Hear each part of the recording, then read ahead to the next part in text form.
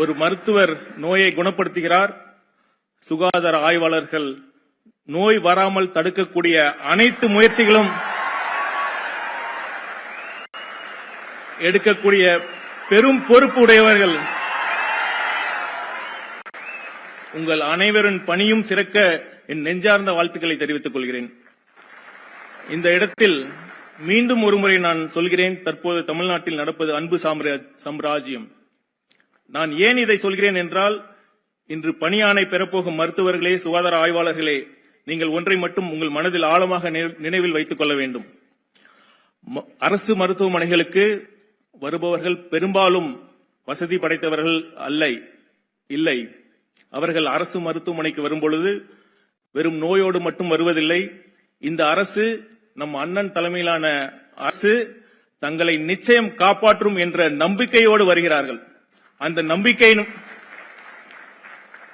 நம்பிக்கையின் வடிவமாகத்தான் நீங்கள் பணியாற்றப் போகிறீர்கள். ஆகவே என் அன்பு மருத்துவர்களே, சுகாதார ஆய்வாளர்களே, உங்கள் அண்ணன் கையில் இருந்து நீங்கள் ஆணையை பெறும்போது உங்களுக்கு பெருமை மட்டும் வருவதில்லை, கூடவே பெரும் பொறுப்பும் வந்து சேர்கிறது என்பதை உங்கள் நினைவில் வைத்துக் கொள்ள வேண்டும். உங்கள் சிகிச்சை மட்டுமல்ல, நீங்கள் எளிய மக்களிடம் காட்டும் பரிவும் கனிவான பேச்சும் அன்பான வார்த்தைகளும் தான் இந்த அரசின் மீதான அவர்களின் நம்பிக்கையை காப்பாற்றும் என்பதை நாம் அனைவரும் நினைவில் கொள்ள வேண்டும்.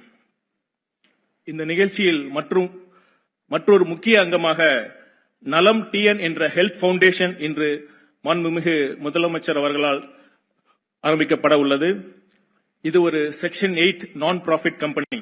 எதற்காக இந்த அமைப்பு என்றால், மருத்துவத்துறையில் இந்தியாவிற்கே முன்னுதாரணமாக தமிழ்நாடு திகழ்கின்ற போதிலும் அனைவருக்கும் தரமான மருத்துவ வசதி என்ற நம் முதலமைச்சரின் லட்சிய பாதையில் நாம் கடக்க வேண்டிய தூரம் இன்னும் அதிகமாகவே உள்ளது. இன்னும் பல அரசு மருத்துவமனைகளில் தூய்மையான கழிவறை, சுற்றுச்சுவர்கள், மருத்துவர்கள் மற்றும் செவிலியர்களின் குடியிருப்பு போன்ற அடிப்படை உட்கட்டமைப்பு வசதிகள் மேற்கொள்ள வேண்டியிருக்கிறது.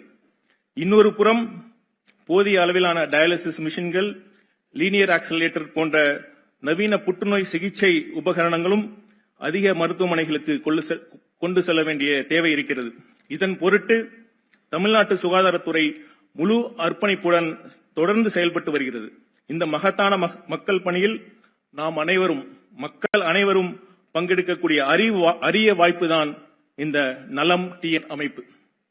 பெரும் கார்ப்பரேட் நிறுவனங்கள் முதல் பொதுமக்கள் வரை இந்த அமைப்பின் மூலம் அனைவரும் தங்களால் இயன்ற பங்களிப்பை எளிமையாகவும் பாதுகாப்பாகவும் முழு வெளிப்படை தன்மையுடனும் வழங்கும் வகையில் இந்த அமைப்பின் இணையதளம் ஏற்படுத்தப்பட்டுள்ளது என்பதை மகிழ்ச்சியுடன் தெரிவித்துக் கொள்கிறேன். I take this opportunity to appeal to all corporates, small businessmen and other business people to donate generously to this health foundation for the cause of improving healthcare in the state of Tamil Nadu. அதேபோல் பொதுமக்களும் இனி உங்கள் வீட்டில் ஒரு திருமணமோ அல்லது பிறந்தநாள் விழாவாகவோ எதுவாக இருந்தாலும் சரி, ஒரு சிறு பங்கை, அது 100 ரூபாயாக இருந்தாலும் சரி, 1000 ரூபாயாக இருந்தாலும் சரி, இல்லை சில லட்சங்களாக இருந்தாலும் சரி, அதை அரசு மருத்துவமனைகளின் மேம்பாட்டிற்காக வழங்க முன்வருமாறு தாழ்மையுடன் கேட்டுக்கொள்கிறேன். இதில் மேலும் ஒரு சிறப்பு என்னவென்றால், நீங்கள் எந்த மருத்துவமனைக்கு உங்கள் நன்கொடை செல்ல வேண்டும் என்பதையும் நீங்களே தேர்ந்தெடுக்க முடியும். ஒன்று மட்டும் நிச்சயம், நீங்கள் கொடுக்கும் ஒவ்வொரு ரூபாய்க்கும் 100% முறையான வெளிப்படைத்தன்மை, டிரான்ஸ்பரன்சி இருக்கும். இது நம் முதலமைச்சர் அவர்களின் உத்தரவாதம். இறுதியாக ஒன்றை மட்டும் கூறிக்கொண்டு என் உரையை முடித்துக் கொள்கிறேன். மக்களிடம் செல் என்று அறிஞர் அண்ணா கூறினார். நாளை முதல் நீங்கள் மக்களிடம் செல்ல போகிறீர்கள். இன்னும் சரியாக சொல்ல வேண்டுமானால், இந்த அரசு உங்களை மக்களிடம் அனுப்பி வைக்கிறது. அரசு பணி என்பது மிகவும் உன்னதமான பணி. பிறருக்கு எதையும் எதிர்பார்க்காமல் செய்யும் உதவிதான் உண்மையான மகிழ்ச்சியை தரும். அப்படி எதையும் எதிர்பார்க்காமல் பிறருக்கு உதவி செய்யக்கூடிய அரிய வாய்ப்பை இந்த அரசு பணிதான் வழங்குகிறது. ஆகவே என் அன்பு சகோதர சகோதரிகளே, சிறப்பாக பணி செய்யுங்கள். உங்கள் வாழ்வில் அனைத்து மகிழ்ச்சியையும் பெற்று வளமாக வாழ இந்த அரசின் நெஞ்சார்ந்த வாழ்த்துக்களை தெரிவித்துக் கொண்டு இந்த வாய்ப்பை வழங்கிய மாண்புமிகு முதலமைச்சர் அவர்களுக்கு நன்றி கூறி விடைபெறுகிறேன். நன்றி, வணக்கம்.